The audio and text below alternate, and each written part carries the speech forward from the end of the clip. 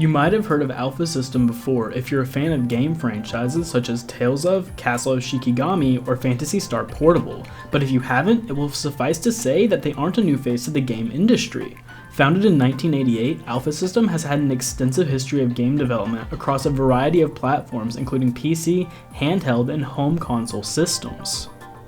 Alfa System's newest title, Sisters Royale: 5 Sisters Under Fire, is a vertical scroll bullet hell game slated for a Nintendo Switch release on January 30th, and the team at Chorus Worldwide Games, the title's publisher, were kind enough to send me a review copy so I could feel out the game before it hit the Nintendo eShop. That being said, my analysis of the game is reflective of the preview copy I was given, not the state of the game upon release.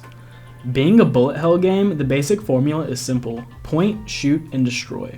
And Alfa System is no stranger to the genre either due to their work in the Castle of Shikigami franchise. However, the last bullet hell game I played was Galaga, so as I began this game, I was heading into relatively unfamiliar territory. The mechanics are far from complicated. Press A to shoot, press and hold B to utilize your summon, and press Y to use your bomb and avoid incoming bullets by simply moving out of the way. The game offers 5 choices of player characters to choose from when you begin your run. They are the 5 sisters who are the focal point of the story's conflict: Sonae, Selma, Essie, Nur, and Lolly. Not only does each sister have a unique design aesthetic and personality, but more importantly, they each come with unique magical powers. However, this choice really only dictates the way you destroy your enemies and the banter you see with each sister. Furthermore, with 5 sisters comes 5 stages to play through, but nothing more. And even then, there is very little stratification in the sorts of enemies you fight against. There are some unique stages to be wary of at every level, and the stages do have unique themes and color palettes, but it's all just wash, rinse, and repeat. The standard enemies pretty much do the same thing every time, and the mid-stage mini-bosses are just reskins of one another. Stage bosses, while having unique bullet patterns, use the same attacks and do the same amount of damage that any other enemy does to you. There is one exception I can think of as far as what kind of bullet a boss uses, but it too does the same amount of damage any other attack would. A broader variety of playable levels, enemy types, and unique boss battles would go a long way to giving the game more depth. Artistically, the game doesn't look good, with clean graphics and smooth gameplay.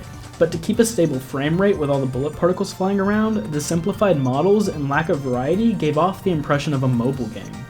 Despite that, the game's graphic design and soundtrack were on point, creating an inviting and appealing atmosphere that made me want to play the game. For me, the biggest flaw the game had was in the way level progression was executed. No matter how many times you die, it's impossible to lose the game. Upon running out of life, the game simply asks whether or not you'd like to continue or quit. Selecting continue then resets the game where you left off, with losing all your points being the only penalty. Therefore, because of the minimal number of stages and the impossible to lose game design, the player can finish the game in about an hour or less. Of course, what the game wants you to do is try to improve by minimizing your deaths and trying to beat your own high score. But what I found after beating the game with each of the sisters was that even though the game wanted me to beat myself, I wasn't motivated to try and do that. Sure, getting better at the game is satisfying, but the lack of depth gives little for anyone who isn't a dedicated bullet hell player to get invested in. There were a few game customization options that I didn't have access to, those being the ability to alter the size and speed of bullets being fired, but they hadn't been added into the game yet, and I think once integrated, they will add for a lot of fun. I enjoyed the game the more I played, and it's certainly a game I would continue to play in a casual, on-the-go sort of way. At a price of only $13.99 US, it's an easy pick that can offer a visually and audibly appealing way to kill some time. My rating is 3 out of 5 stars, just about average.